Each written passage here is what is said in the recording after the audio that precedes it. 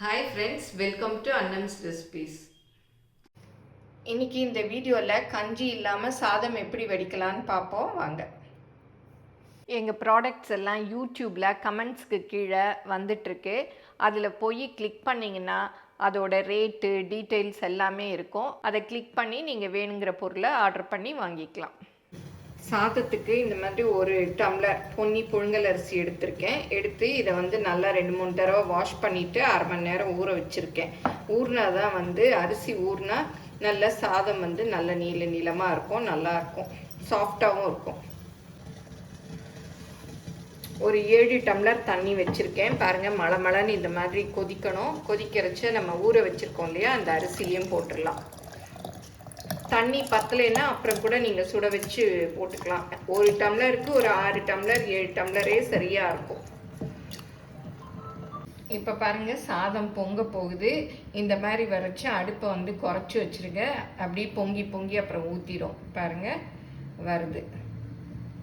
இப்போ சிம் பண்ணிவிட்டு அப்படியே வேக விட்டுறணும். இப்போ நம்ம அடுப்பை குறைச்சதுமே பாருங்கள் அடங்கிருச்சு. நான் ஹைலே இருந்ததுன்னா பொங்கி ஊற்றி அடுப்பு ஆஃப் ஆகிடும். இப்போ சாதம் வெந்துருச்சான்னு பார்க்கலாம். ஒரு சாதம் எடுத்து பார்க்கலாம். பாருங்கள், நல்லா வெந்துருச்சு.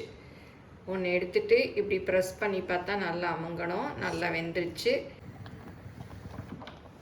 இந்த மாதிரி ஓட்டை போட்ட தட்டை போட்டு அப்படியே தண்ணியை வடித்து விட்டுறலாம். இந்த தட்டு நிறைய பேர் கேட்டிருந்தீங்க. இப்போ எங்கள் அன்னம் ஷாப்பில் கிடைக்குது. வேணுங்கிறவங்க உங்கள் பானை என்ன சைஸோ அதை பார்த்து அளந்து இந்த டயமீட்டரை சொல்லி அதுக்கு ஏற்றபடி வாங்கிக்கங்க. 2-3 சைஸில் இருக்குது.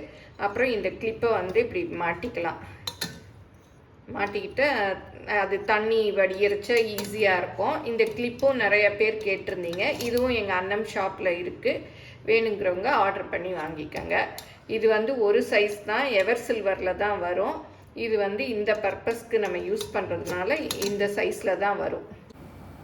நீங்களும் சுவையாக சமைக்கணுமா, எங்கள் மசாலா பொடிகளை யூஸ் பண்ணி பாருங்கள். அதெல்லாம் வாங்கணுன்னா ஸ்க்ரீனில் வர்ற வெப்சைட்டுக்கும் வாட்ஸ்அப் நம்பருக்கும் போய் ஆர்டர் பண்ணிங்கன்னா நீங்கள் வேணுங்கிறத வாங்கிக்கலாம். இப்போ நான் எனக்கு ப்ராக்டிஸ்னால அப்படியே வைக்கிறேன். நீங்கள் ஏதாவது ஒரு கிளாத் பிடிச்சிக்கங்க. பிடிச்சிட்டு அப்படியே கவுத்து வைக்கிறேன். இது நல்லா வடிஞ்ச பிறகு நம்ம நிமித்தி எடுத்துக்கலாம். இப்போ கஞ்சி ஃபுல்லும் வடிஞ்சிருச்சு. நிமித்தி எடுத்துடலாம். இந்த கிளிப்பை எடுத்துட்டு பாருங்கள், சாதம் எவ்வளோ உதிரியாக இருக்குது.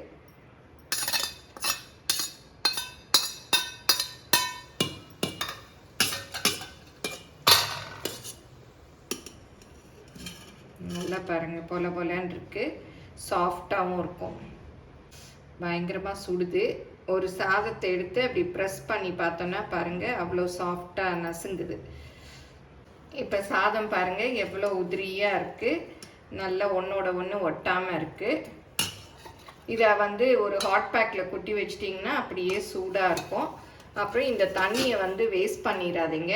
இது ஏன் நிறைய இதுக்கு இதை யூஸ் பண்ணிக்கலாம். நான் தலைமுடிக்கு நல்ல கண்டிஷ்னரும் கூட. நிச்சயக்காக தேய்ச்சி குளிக்கிறச்ச அதில் இதை ஊற்றி நல்லா மிக்ஸ் பண்ணிவிட்டு தலைக்கு தேய்ச்சி குளிச்சிங்கன்னா முடி அவ்வளோ சாஃப்டாக அவ்வளோ மினுமினுன்னு இருக்கும். இதை ரசத்துக்கு திக்காகிறதுக்கு இதை ஊற்றிக்கலாம். சூப்புக்கும் இதை ஊற்றிக்கலாம். அப்புறம் சாரீக்கு கஞ்சி போட ஊற்றிக்கலாம்.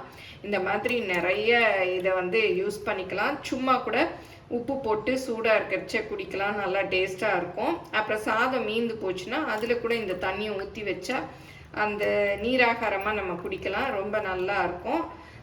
அப்புறம் மிளகுத்தூள் உப்பு போட்டு அப்படி கொதிக்க வச்சு சும்மா கூட சூப் மாதிரி குடிக்கலாம். நிறைய இருக்குது. அதனால் எல்லோரும் அந்த மாதிரி சாதம் வடிச்சிங்கன்னா இந்த தண்ணியில் அதெல்லாம் செஞ்சு பாருங்கள். இப்போ சாதம் கஞ்சி இல்லாமல் எப்படி வடிக்கிறதுன்னு பார்த்தீங்க. எல்லாருக்கும் பிடிச்சிருக்கும்னு நினைக்கிறேன். பிடிச்சிருந்தா லைக் பண்ணுங்கள். உங்கள் ஃப்ரெண்ட்ஸுக்கும் ஷேர் பண்ணுங்கள். ஃபேஸ்புக், இன்ஸ்டாகிராமில் அன்னம்ஸ் ரெசிபீஸை ஃபாலோ பண்ணுங்கள். தேங்க்யூ.